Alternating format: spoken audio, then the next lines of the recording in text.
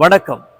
கொழும்பு தாமரை கோபுரம் அதாவது lotus tower இப்பொழுது மக்களுக்கென்று சாகச நிகழ்வு ஒன்றை அறிமுகப்படுத்தி இருக்கிறது. ஆனால் தற்பொழுது இந்த சாகச நிகழ்வின் பரிட்சத்த நிகழ்வுகள் தான் தற்போது இடம்பெற்று வருகிறது. டிசம்பர் மாத இறுதி அல்லது எதிர்வரும் ஜனவரி மாத இறுதியில் மக்களுக்கும் இந்த சாகச நிகழ்வில் பங்கு கொள்ள முடியும் என்று லோட்டஸ் டவர் நிர்வாகம் தெரிவித்திருக்கிறது.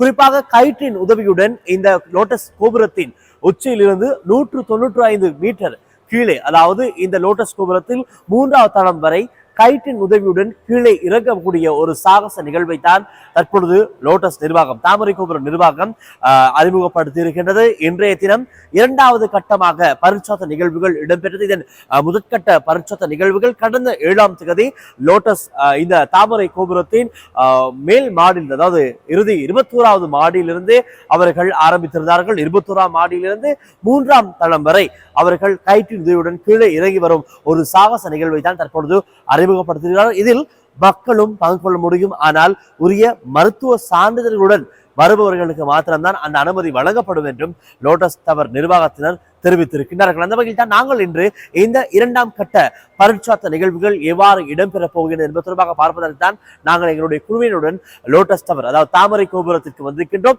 நாங்கள் மேலே 21ஆம் மாடிக்கு சென்று அங்கு இந்த சாகச நிகழ்வு எவ்வாறு இடம்பெறுகின்றது என்பதை தொடர்பாக பார்க்கலாம்.